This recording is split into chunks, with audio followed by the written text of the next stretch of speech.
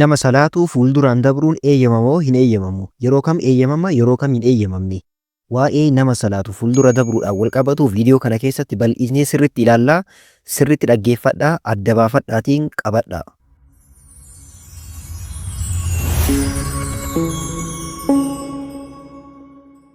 بسم الله الرحمن الرحيم الحمد لله رب العالمين الصلاة والسلام على رسول الله صلى الله عليه وسلم السلام عليكم ورحمة الله وبركاته فولدر نما صلاتو دبرو يوكان فولدر نما صلاتو أديمو فولدر نما صلاتو دبروني أكمت إلى الله ما وانجد إلى الله فولدر نما صلاتو دبرو جتشوني المرور بين يدي المصلي كان علماء فقهاء نجرانيت برسي سنيد فولدر نما صلاتو دبرون دور كما حرام نمني إمامة إيفي نمني كوبا إسا صلاتو سترا فولدر إسا كايتين صلاتو سنة جالة مالا يرو صلانو سترا فولدر كينيا صلاتو قبنا سترا جتشوني فكينيا غرغدا وان جرامو فكينيا مسجد كيسا يوتا فولدر كينيا غرغدا يو جراته يو كان أمو وانتي وهي وانتي لفرع الكاعة هنگ كورا فردا وانتي غهو كورا فردا جتشون چكيلة تكتي وانتا بوتو كان چكيلة تكتي wanta harkaa kana waan gahu waan hagasii godhachuu qabnaa jechuudha waan lafarraa gas ol ka'aa ta'e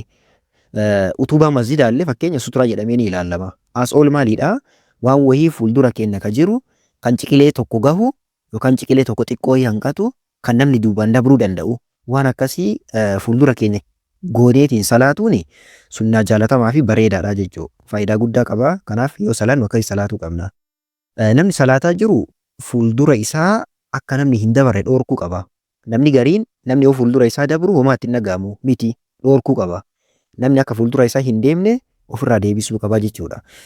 Fuuldura namni salaatu tokko fuuldura isaa wantootni yoo deeman salaata isaa irra dhiibbaa geessan maal fa'a? Wantootni salaata isaa balleessan maal fa'a?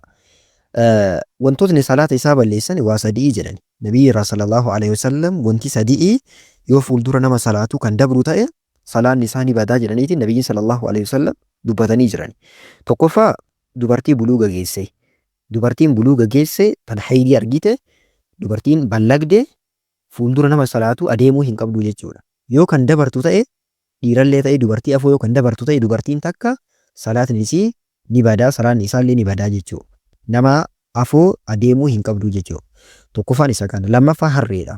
Harreen fuuldura nama salaatu osoo kan dabru ta'e salaanni nama sanii ni badaa jechuudha. Sadaffaan sareedha.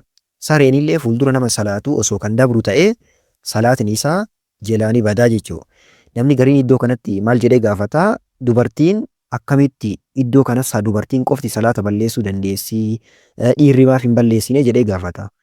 Kana waan shari'aan kaa'eedha waan shari'aan keessatti beeku rabbitu beeka kanaaf dhiibbaa biraatii fi miti wantoonni sadan kunniin ergaa fuuldura nama tokko ni dabra erga dabranii salaanni ni bada erga jedhamee ni badaa jedhaniitiin qabatudha jechuudha. Akkasii gaafii biraa mormii biraa keessa seenuun barbaachisummaa jabaan qabu. Cubbuu nama salaatu fuuldura dabruudha.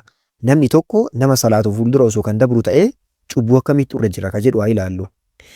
Abii Juhaymi irraa odeeffamee ergamaan Rabbi sallallahu alaihi wasallam akkana jedhan. Law ya'lamu al-marru bayna yaday al-musalli maadha alayhi لكان أن يقف 40 خيرا له من أن يمر بين يديه namni fuuldura nama salaatu dabru tokko jedhani cubbuu isarra jiru osoo kan beeku ta'e waggaa 40 obsaan dhaabatee eegutu isaaf caalaa jedhani afoo nama salaatu dabru irra waan waggaa 40 kana cubbuu hagana guddatutu isarra jira jedhani subhaanallah cubbuun hagana guddateetiin beetiin talla guddina irraa nama salaatu afuu dabruu irra waggaa 40 osoo eegee isaa wayyaa jedhan nabiyyi sallallahu alaihi wasallam. Kanaaf cubbuu guddaadha irraa fagaatuu qabna jechuudha eeggatuu qabna. Yoo meeyyamama nama salaatu fuuldura isaa dabruu yoo meeyyamama nama salaatu fuuldura isaa dabruun dhorkaadha jennee dubbannee jirra hin ta'u garuu akkaataa armaan gadiitiin ni eeyyamama. Akkaataa armaan gadiitiin ni eeyyamama. Tokkoffaan yoo suturaan fuuldura isaa jiraate. Suturaan yookaan wanti amma jennisu wanti afoo isaa kaateetiin salaatu sun yoo fuuldura isaa jiraate sutura san duubaan dabruu ni danda'a. Tokkoffaan sani. Lammaffaa nama imaamatti hidhatee salaatu yoo ta'e. Imaamatti hidhatee osoo kan salaatu ta'e yookaan ma'amuuma kan jedhamu imaamni osoo fuuldura isaa jiraate namni tokko imaama afoo dabruu dhabee imaama ma'amuuma yookaan warra duubatti hidhatee salaatu kana afoo yoo dabru ta'e ni danda'a. Fakkeenya masjiidatti waan kana sirrii qabadha. Masjiidota keessatti saffaan kuwwan uummanni salaataa jira dabruudhaaf karaan hin jiru. Namni gariin maal godhaa dhaabataa oola miti. Dhaabataa ooluun dirqamaa miti. Imaama afoo dabruu dhiifneetiin eenyuun afoo dabarraa warra duubaa warra imaamatti hidhatee salaatu afoo dabarreetiin lindhaa jechuudha. Akkas gochuu ni dandeenya. Ragaan kanaa maali? Abdallah ibn Abbas radiyallahu ta'ala anhu hadiisa Imaam Bukhaariin odeessan keessatti maal jedhaa guyyaa tokko harree qabadheetiin jedha. Saffaa jidduu saffaa keessaa akkasii dabree jedha. Kanaaf beeyna yaday sufuuf yookaan jidduu saffaawwanii keessa akkanatti dabruun ni danda'ama jechuudha. Fuuldura imaamaa osoo hin dabrin saffaawwan jidduu haala kanaan dabruun ni eeyyamamaa ni ta'a jechuudha. Qabatuu qabna. Namni tokko suturaa waan kaama jenne kana fuuldura isaa osoo hin kaayin osoo ka salaatuuti akkamitti afoo dabarraa. Daangaan silaa nama salaatu afoo dabruun hin danda'amu erga jennee daangaan namni tokko nama salaatu afoo dabruu itti hin dandeenye daangaa hagamiiti. Osoo kiiloomeetira 10 akka ta'uuti afoo hin dabru jechuudha moo hagami laata? Ka jedhu waliin ilaallaa. Yaa'u akkuma dubbanne namni salaatu suturaa fuuldura isaa gochuudhaan salaatuu qabaa jennee jirra. Fuuldura isaa suturaa kaayitiin salaatuu qabaa jennee jirra.